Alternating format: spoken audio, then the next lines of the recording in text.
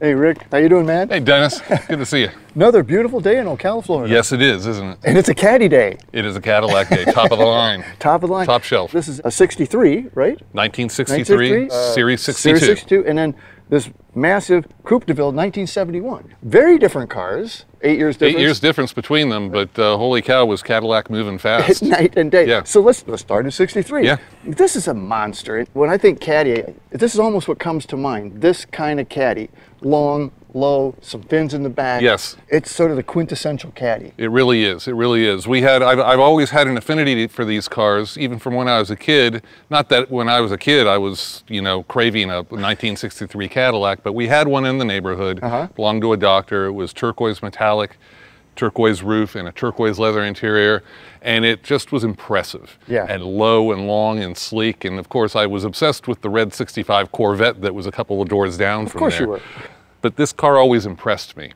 And it's those childhood memories where as a kid you never wanted to have some big boat Cadillac, but then you get later in life you're like, oh yeah, man, I remember that car and I would love to have one today, and this is my 63 Cadillac. Well, and I mean, it is a statement car. And yes. So this guy in the neighborhood was making a statement with that triple turquoise. Oh yeah, for sure. Yeah. But and this is sort of Series 62, so that's actually the entry level. That's the entry level below the Coupe deVille. The Coupe deVille was really the same body style, the same essential car, same everything. It's just that the Coupe deVille got you leather interior trimmings, whereas this is a vinyl and cloth interior. You know, on one hand, you know, when we first saw this car, my dad says, you know, that's not a Coupe deVille, it just has vinyl interior.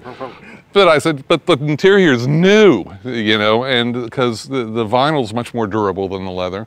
Even with some of our very extremely low mile original Survivor cars, it's hard to keep that leather from getting a patina over the years. It really is, and you're right. I mean, it's a big white car, but this black and white interior. It's like a tuxedo inside, like and it looks like the day that it rolled off the showroom floor.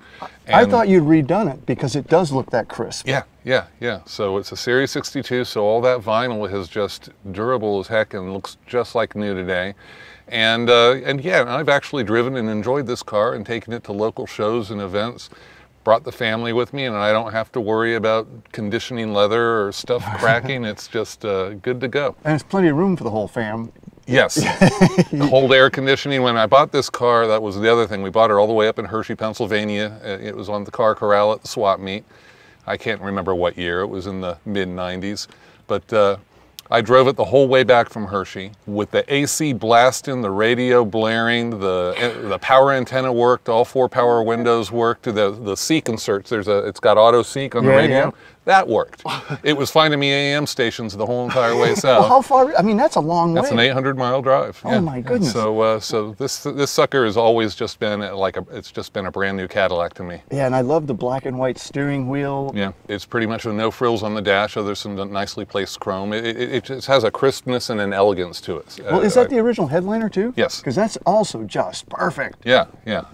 It's just incredible. And I really like the roof line of this. It's got very sharp angles on it. Yeah, it's got some really interesting sculpture here. Where somebody put some thought back in these days. You know, Cadillac design was they were getting away from the huge fins and all the excess chrome and starting to clean up their act and get with a more conservative, sleek, and I think more attractive car. But isn't this crisp? I mean, you know, the line here stamped into the roof goes there, around, and then down. These Cadillacs grow on you. Yeah, they do. I know there's a lot of people who are watching the show going, yeah, no, it's just a big Cadillac, but they really grow on you because there's so much to see. There's so much styling, there's so much detail, there's so much class. Yeah. And everywhere you look, if you really study it, there's something to see there, both on this car and on the 71 too. Really crisp, long fin. Not as lethal as the 59, which was definitely dangerous. But this is like probably the These aren't easy to do. It takes a lot of different stamping stations to come up with a quarter panel that has that much different stuff going on with it, trust me. I can't even imagine. Is this all the original chrome too? Yes. Man, this thing's really held up well. Where did it live? This car came out of Missouri. It was a one-owner car for years and years. When I found it, it was in the hands of a dealer who was a friend of mine, a guy who always seemed to find quality low-mile stuff. And he had pulled it out of a /museum/dealer where it had been on display for several years. And original paint and everything? Original paint and everything, yeah. It's got 30-some thousand miles on it, but you know, the care that it received from its original ownership the whole way through was really meticulous. And that's really what it's all about. I mean, you know, we've driven some really low mileage, brand new stuff, but without the care and the upkeep and the storage of those owners along those years, that's the real story. Yeah. It doesn't come together unless you had a really considerate owner. Well, this one obviously was. And, you know, we're kind of fawning over the roof line and the back here, but we overlooked actually even the front grille, because I think that's another great element of this car. This front end is, I love it. And it's, again, it's kind of that same era.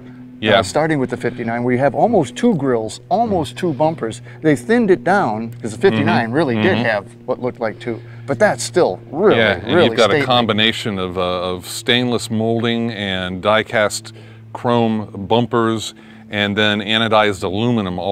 Cadillac spent more in tooling costs to do this front end than you would possibly imagine. Because this is cast, right?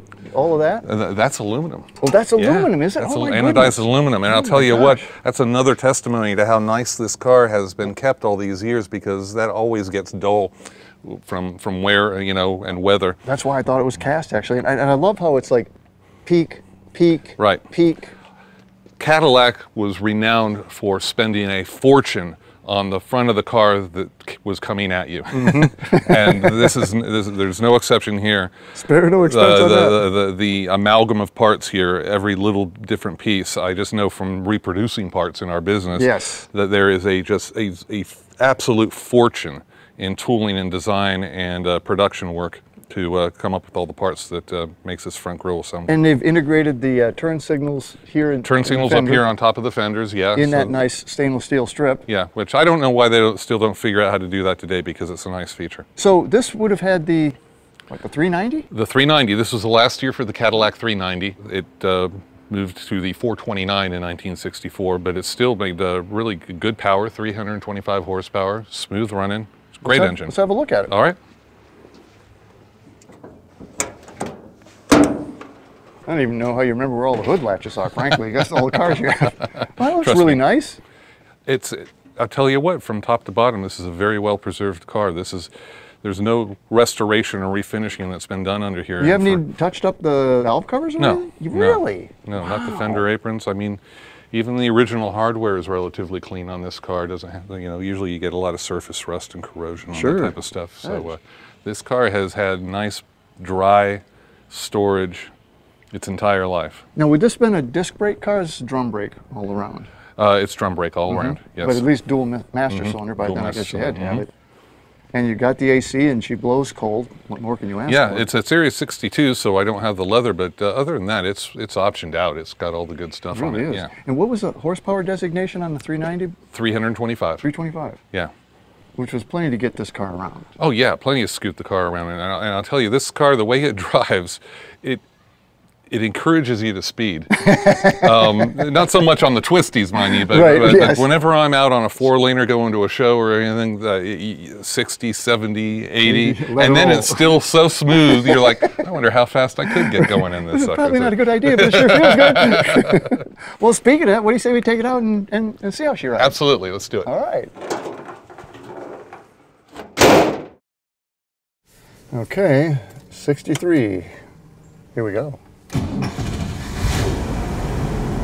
And she roars to life. The car really has more than adequate power. Yes, well, it certainly sounds like it. When we bought it, I drove it back from North Carolina, and I've driven it to different shows, you know, for longer distances, and it flies. Ooh, and it just like does kind of glide right along, doesn't it? Oh, this car drives just great. Man, and it's big. This car has been a favorite of mine ever since we purchased it. It was just one of those deals where everything worked. Wow. Everything worked, which is, that doesn't always happen when you buy a car cold turkey, even a low mile one. Sometimes you got to fix some stuff. Well, because, you know, in window motors and stuff like that, when they sit, you know, they tend not to want to work again because they get flat spots in the armature, or just, you know, just some crud there that keeps it from making good contact. No, this car has always been a good sport for me.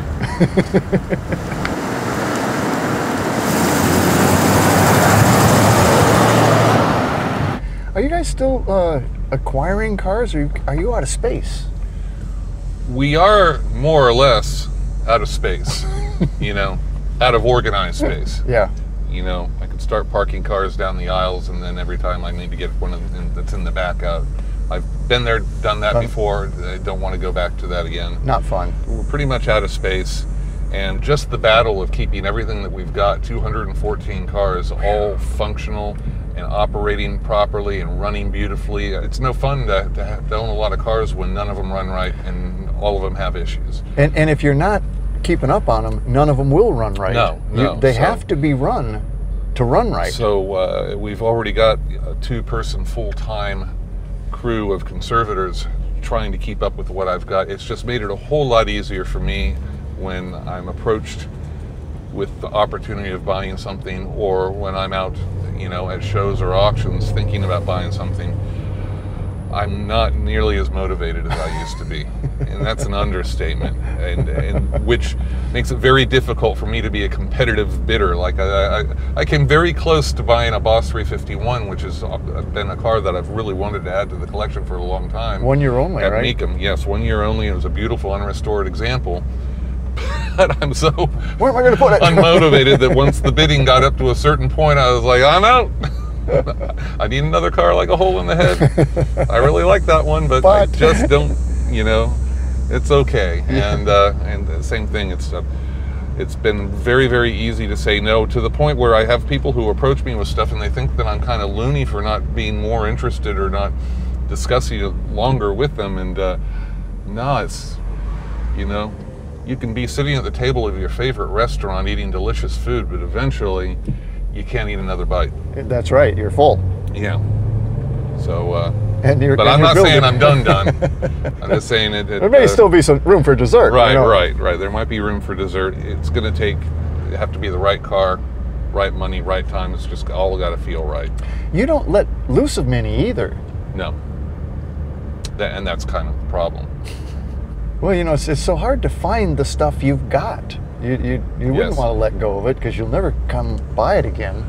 And I literally walked through the collection, every bit of it, with a pad of paper in my hand 7 or 8 months ago, with the intention of coming up with a list of 4 or 5 that you might that I'm just not excited about, that we just had all these years just because, that I might let go. And I came back with an empty pad. And it was ridiculous, you know. And some of them were cars that maybe I would let them go, but I remember when I bought the car, the person I was buying it from specifically wanted the car to live the rest of its life in our collection, being seen with all the other collection and being cared for and inside that building. And I'm just like, I can't go back on that promise. That person's looking down on me right now. So that's true. So some of the cars I'm stuck with, even if I sell them or not, they're there to stay. Yeah, well, it also means you pick the right cars to begin with. In most cases, they're things you don't want to turn loose of. Yeah, and these cars were prized possessions of the people, and oftentimes I was buying them from the original owner, or at least the long-term owner who owned it for the most of its life, and they specifically sought me out. Every stitch of that interior is original. We bought it from the original lady owner. It had about 40,000 original miles on it. She lived on a farm, so the outside of the car looked like it drove up and down a farm dirt road, but she never wore shoes when she drove, so the original carpeting, upholstery, dash, everything was just absolutely perfectly new.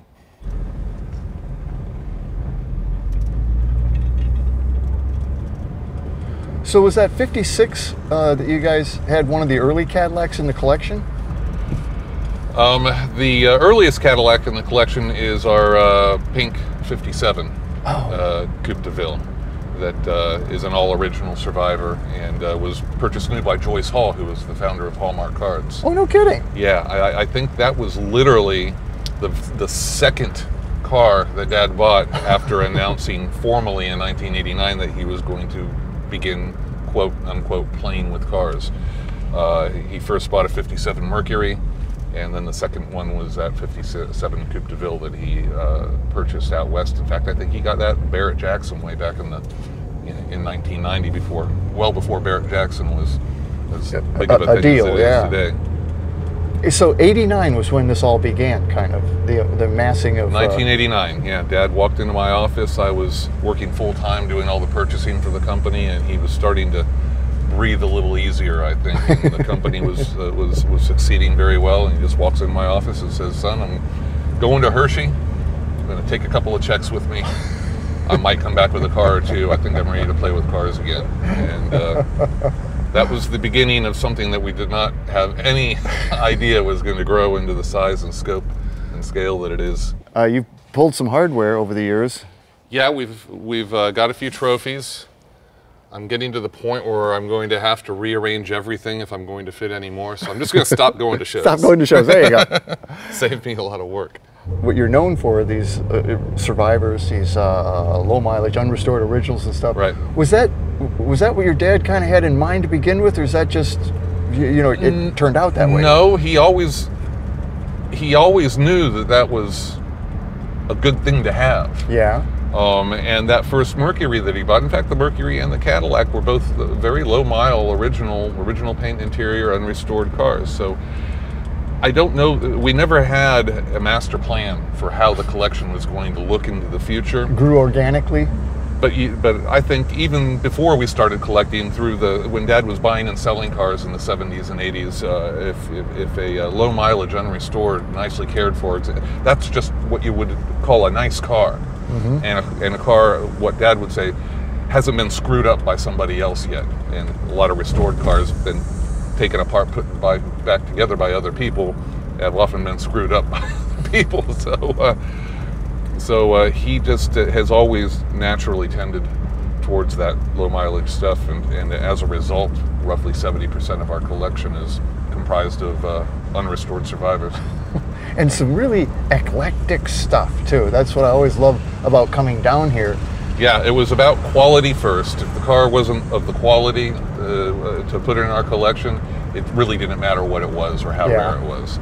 Once it checked that box, then okay, how interesting is it? Is it top of the line? Does it have a good list of options? Are the colors pretty? Is it a special edition? Is it a good looking car, you know? Mm-hmm. And we always made those decisions in a vacuum, not thinking about what the hot collectible of the day was. Well, and that's interesting because, you know, what's a good-looking car changes, you know, evolves. And you guys bought some cars that weren't considered that good-looking in the day, and now we're like, oh man, look at that, that's so cool.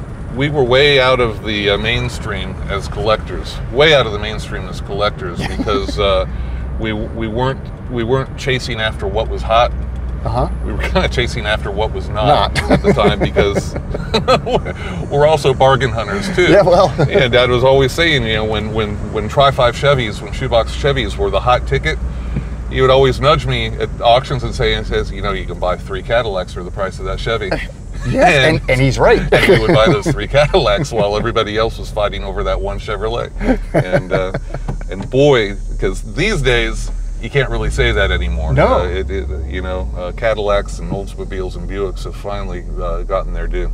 Well, so many of the things in your collection, have now become, you know, oh wow, you know, that's a great thing to have because nobody else has got it. Right. And at the time you acquired those, nobody else cared. Almost. Nobody else is, well, you know, if you look at what we paid for a lot of the stuff, if that was the market, then yes, you could argue that everybody was sleeping at the wheel, you know, a little bit muscle car crazy. Yep. And a little bit nostalgia crazy is what I would call it, because people are nostalgic about the cars that their relatives and their parents used to own. Mm-hmm. A lot of the time those cars weren't the top of the line and were fairly common. You know, I think that's, you know, why Tri-5 Chevys are so, because everybody had one in their past. But Chevy sold a hell of a lot of them. Yes. And what we picked up was beautiful examples of a lot of cars that people just never felt would ever be quote-unquote collectible, so the attrition rate was heavy, and a lot of them unfortunately met their death in junkyards. It is these cars that they just don't see anymore, like when we did the New Yorker some years ago, and people just nuts over that car. I get the same reaction just by driving cars in our collection home at night and back to work in the morning.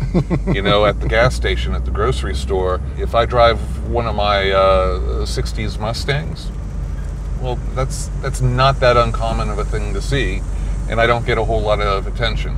It is interesting. If I take that Bowtail 71 Riviera out, oh, holy cow, I can't get out of the grocery store, I can't get into the car, or I can't put gas in the car without having 2 or 3 people over there. Yeah, it's something that somebody has, either they don't know what the heck it is to begin with, or they haven't seen one in so long, and there's something to be said for that. It's a collection that would be hard to reproduce. Boy, I'll say. And one that I don't think exists, anything like it really exists anywhere else. I mean, it's because of, you know, its eclectic nature to begin with, but then the number of low mileage survivor cars you've got is just it's unheard of. And then there's a lot of it that I just kind of caught, the cars from the island of misfit toys. Yeah, kind of was that way, wasn't it? Yeah.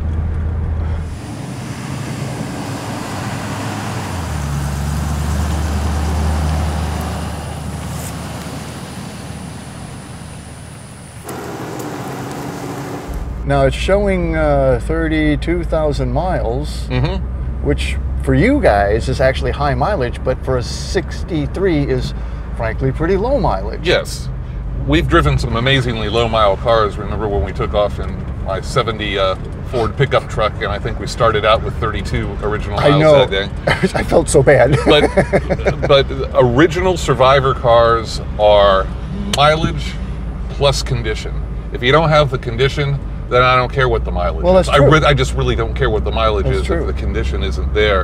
And we do have some higher 30,000, I've got some 60 and 70,000 mile pieces where the ownership was so beautiful, and they took such beautiful care of the car, nice storage, that you could you could take one of those digits off the mileage and nobody would ever know the distance. This is one of those cars. Yeah. It says 32,000 miles there. It could be 3,200 miles, and nobody would ever question that. So. Really? Where did it live its life? Because it seems completely rust-free.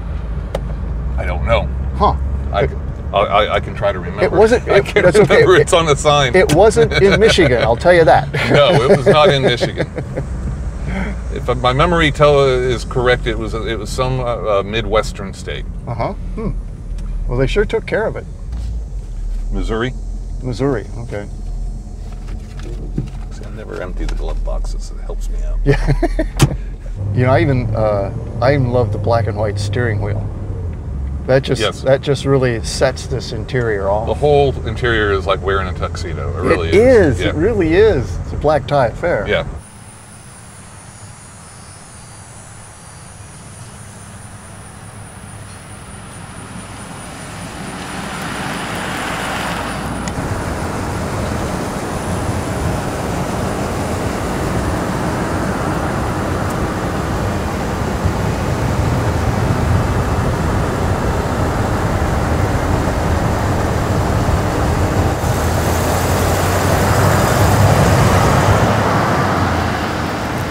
I was thinking about this because we've been doing this, Rick, for a long time. Yes, we have. And we've done lots of Lincolns and Fords, and we've done a lot of GM products. But I believe until now, the only Caddy we ever did was the first thing you and I did together over 20 years ago. Over 20 years ago, yeah. It was that 56, green right? 56 Coupe deVille. Yeah. That's the only other Caddy, and it was our first piece together. Yes. Interesting that we had less cars to choose from back then, but there was still plenty. It's still over 100, and that green 56 Cadillac was the one that you wanted to drive out of everything, and that was a pretty darn good choice, if you ask me. You know, they're an iconic car. They're fun to drive. Yes. Cadillacs just, you feel good driving a Caddy. You know, there's this Caddy feel to it. They're well engineered. You cannot hop into a Cadillac and hop back out and not feel that you've driven a very well engineered car where everything does things the way that you would expect a Cadillac to. Did you have to do any work on the engine when you got this, or is it pretty much just it's 32,000 original miles on this engine too, huh? Wow. Because boy, it runs just really smooth. Yeah, the only thing is we had to pull the transmission because I blew a seal out of the transmission doing a high-speed return from one of my car yeah, shows. that does happen, doesn't it? But no, not at all. Wow.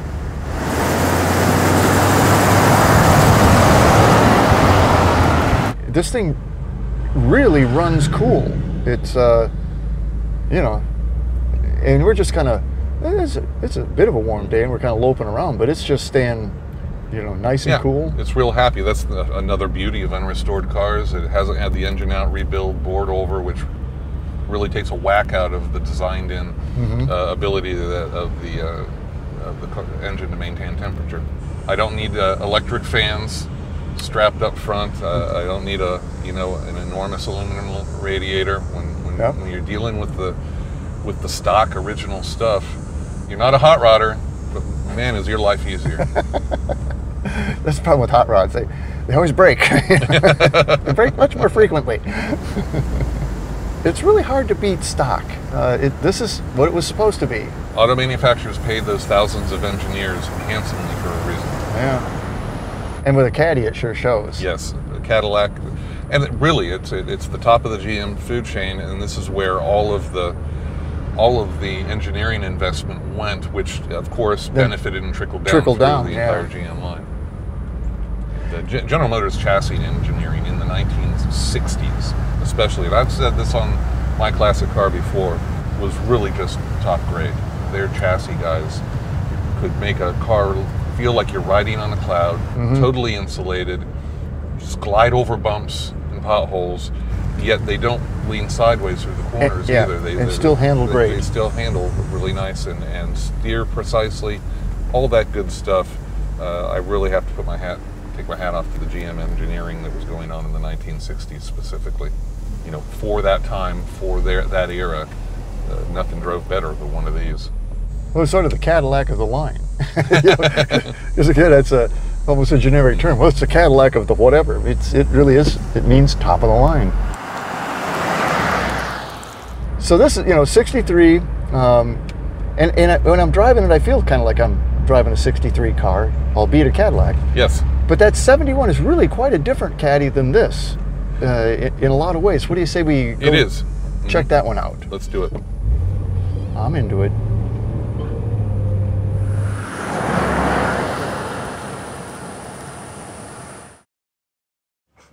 That 63 is really sweet. That's a sweet driving car, isn't it? I mean, we were just cruising around, but I can see what you mean about getting it out on an interstate. It's just so smooth, yeah. Man, oh man. But let's step it up to 1971, and now a Coupe deVille, not a Series 62. Completely different, though, really, in the styling. The proportions, as far as the profile is generally there, as far as the length of the hood, and then the low-profile roof, and then the deck lid. But from every other angle, it's a completely evolved car with a whole lot more shape and design and style going on than even the 63. I absolutely love this front fender, the front quarter. Yeah. There's so much going on there. Yeah. It's just a really striking so much detail, so much content here. That's what I tell you. These cars creep up on you, especially when you've got one in your garage and you just sit there in your favorite chair with a beer, and then all of a sudden just focus in on all this work and style and design that went into a Cadillac that you just aren't going to necessarily find further down the GM ladder. I love the color combo. I think the gold and the black vinyl go so well together. Yes. But that paint is just gorgeous. This is a repaint? This one is a repaint. It is a repaint. We bought it as an original paint car. It came out of Colorado, and it had two issues. The front end was just all sandblasted from driving down Colorado roads. And on the driver's side rear quarter, it had chunks of paint that had released and fallen off of the quarter panel. Just a prep issue? I think it was a prep issue at the factory, because it was right around where the lead seam would have been for the quarter panel. So we made an executive decision. It's all original trim, chrome vinyl roof, still original. We've done this before with some of our nice low mile cars where the original paint just isn't good enough to keep.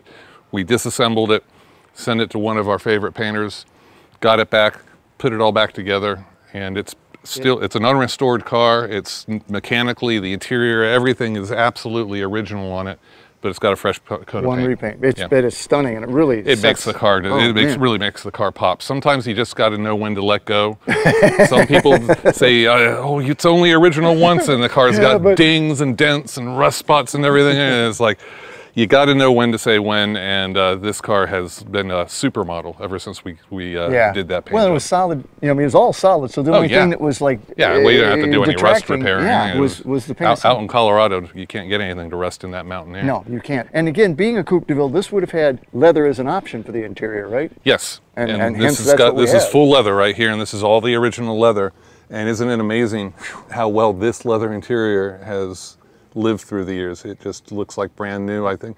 My dad, when he bought the car in Colorado, he knew it needed a paint job, but he also knew that the rest of the car was absolutely pristine and that the interior was something that you just wouldn't be able to duplicate. So yeah, well, you know, the other thing, this big long pull strap to close the door, those are very typically cracked and umpteen places along. Right.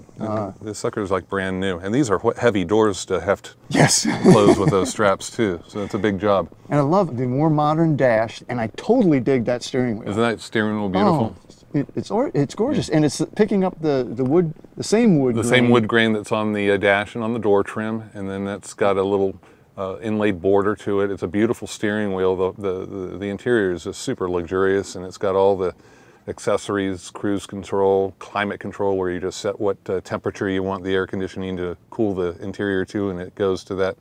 There's a lot of modern features on this 1971. There's a little, what's that little doodah that's on top of the steering wheel? Yeah. You flip that to the left, and it's a telescopic steering wheel. You can bring the wheel in and out. That was pretty early for that. Yeah. That's nice. And again, headliner, perfect. Yeah, it's all original gear.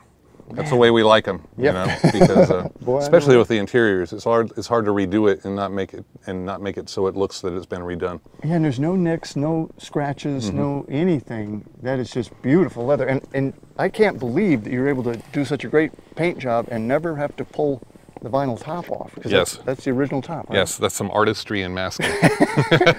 Way beyond my skill level, I tell you. I actually dig the tires you've got on it. They're kind of spiffy. It's the small stripe, wide stripe. Yeah. Yeah, that was period correct for the car.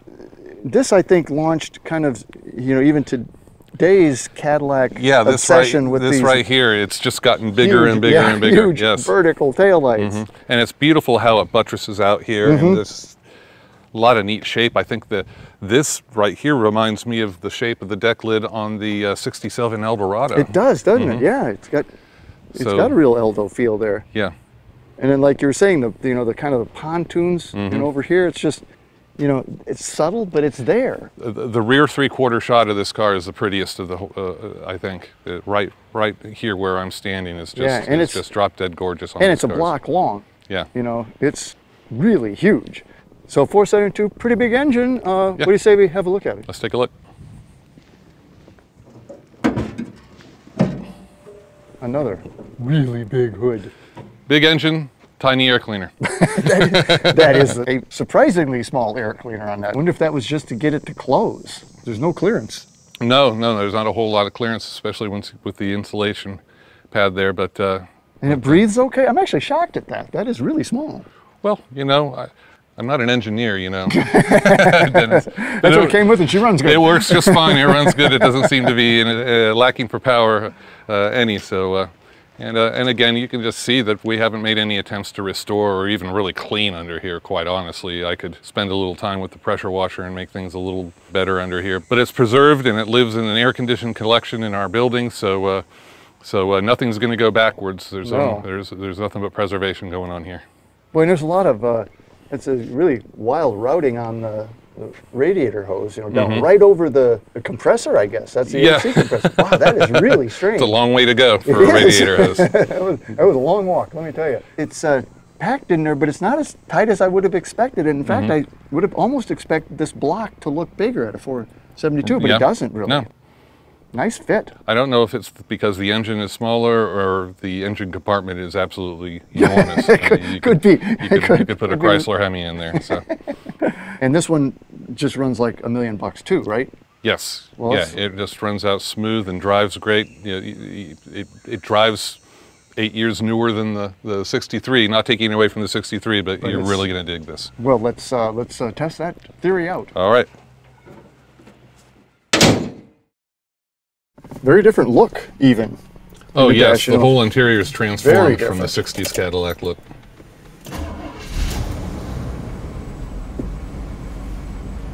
Comes up nice. Even a little bit quieter. Yes. On the startup. All right. You've got more displacement and more horsepower in this one.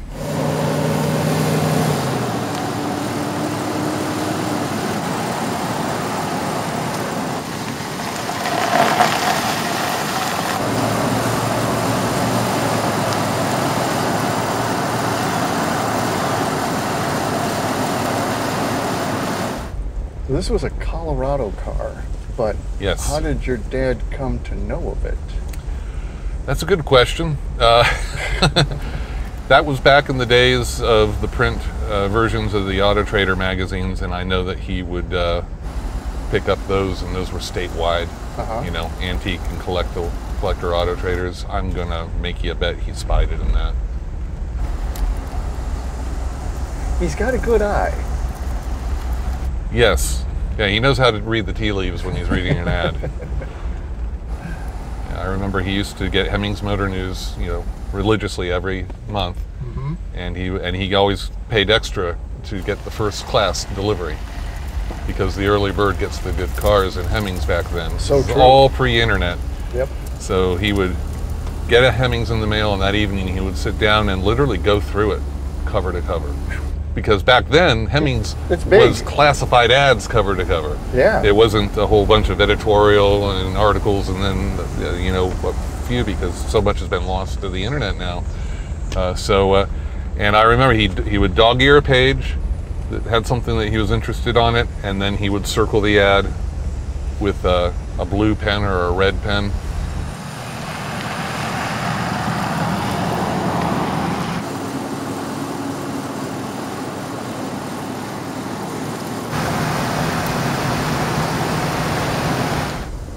Well, the internet has really changed all of that too. Yes. Yeah, everything is moving towards an auction setting to where it's hard to operate in a vacuum. You know, just back in the old print days, you really could, you know, pay for that first class Hemmings and you would be the first guy to call and you'd have the first opportunity. Sometimes people's asking prices required negotiation. Other times people's asking prices, you hung up the phone, you just made a handshake deal sight unseen, because you're not going to be able to make payment until you go to pick the thing up. But everything was done on the honor system, and sometimes you really got huge bargains because because there was no internet. People didn't have any way of researching what's my car worth. They would just ask what they thought it was worth. Sometimes that was absurd, but other times people were giving stuff away back then, and it was such a different time than it is now. And quite honestly, it was collecting back then in the more wild west scavenger hunt type of methods that we used was a hell of a lot more fun. I was just going to say that. It's not as enjoyable to sit at my desk, stare at a computer at a bring a trailer auction, and just keep on spending more and more money until I finally outgun the will and the sensibilities of the 2 or 3 other guys against me. It's just not the same.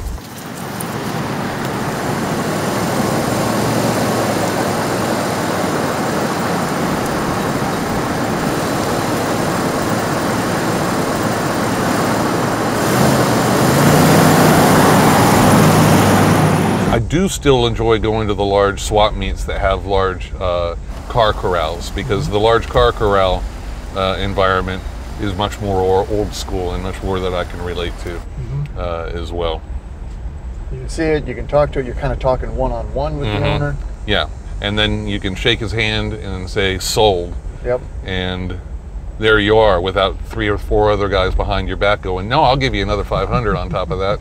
No, I'll give you another 1,000. It's like, hold on a second, I thought I had a deal here.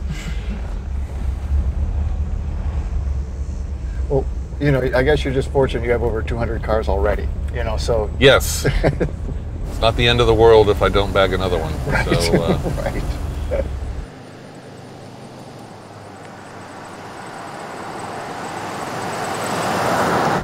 And you really do try and exercise them all on a regular basis. Yes, which isn't very regular.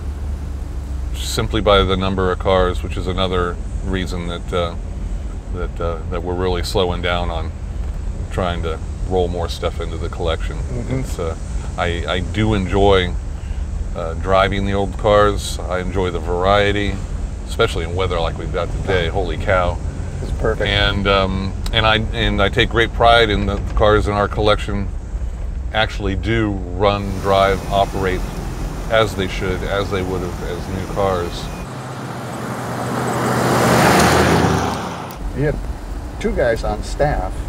Yes. With all the cars, you could have 2, 4, 6 more, really. I would need a bigger shop, more lifts, Yes. because sometimes when you get something apart, it's on that lift for a little while before you have the parts to put it back together. And his dad would always say, business comes first. So our 2 full-timers is all I can really justify for my hobby.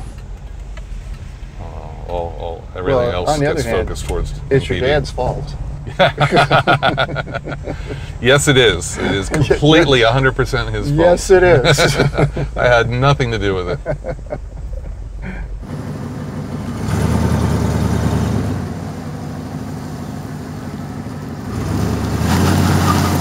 Or, as Bill Warner once advised my dad a long time ago, he says, Jim, you need to sell all this stuff and take that money and buy 2 or 3 truly fine automobiles. Truly fine. And I think those types of automobiles he's talking about would still require 2 full-time mechanics to keep them running. When you start talking about Duesenbergs and you know, and early V12 Ferraris. And honestly, you can't have as much fun with those as you can with all the cars you guys have. No, we can. Because even as special as all your cars are, you still use them, and that's what makes it so much fun. A dark cloud could come over us right now. It could pour down rain, and it's just no big deal. Not the end of the world. It's not the end of the world. Well, that's why I like coming down, I gotta tell you.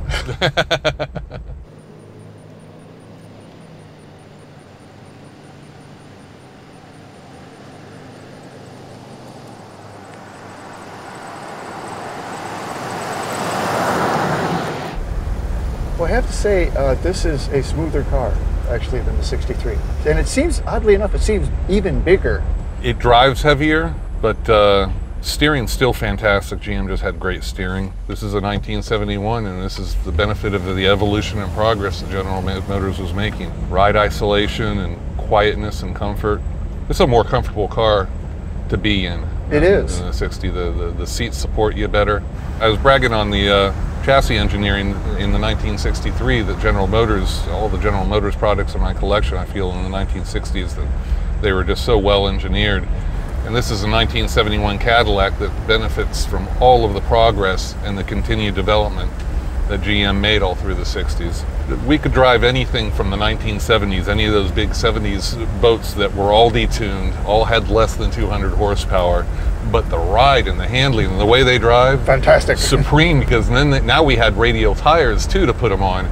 So I'm telling you, chassis dynamics with General Motors, the engineering was fabulous in the 1960s, and then the cars in the 70s with the radial tires really, really benefited greatly.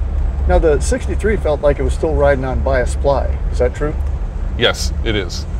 But this is radials? No, this is bias ply as well. Yeah. Boy, it doesn't feel like it. No. I think the extra weight of this one just overwhelms those bias plies. You know you're driving something big in this car.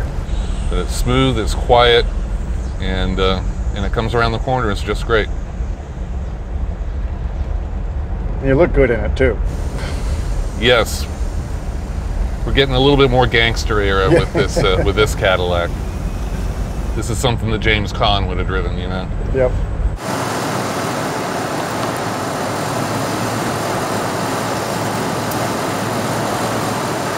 I sure like this color, and that really is a great paint job on this car. My this factory original color benefits from a nice, slick, quality paint job because it makes the color, you appreciate the beauty of the color more. It gives it that glow and that glisten to where you're like, hey, I could like owning a gold car. Yes. So there's a lot of colors that benefit from modern base coat, clear coat paint jobs to where all of a sudden the beauty of that color really, really shines. I love original paint. You know that. Obviously, I have more original paint cars than your average guy, but I can only put up with so much patina. Well, I'm looking at the reflection of that hood ornament in the hood. Yes. You wouldn't have seen that in the original paint. Probably not, no. That actually looks really cool. And this car, my goodness, this car's got 51,000, Rick. Yes, this is another example of one of the survivor cars in our collection. 51,000 miles, that's on the high side for our collection. But my dad found this car out in the Denver area, Colorado, all original, and just beautifully kept. And I'll tell you what, the mountain cars in that mountain Colorado air, it's like time stands still, and that's why this interior survives so beautifully in this car, is because low humidity, nice cool temperatures year round. Very, very good for interiors. Yeah, because Arizona cars always have got great bodies, but they're absolutely baked inside.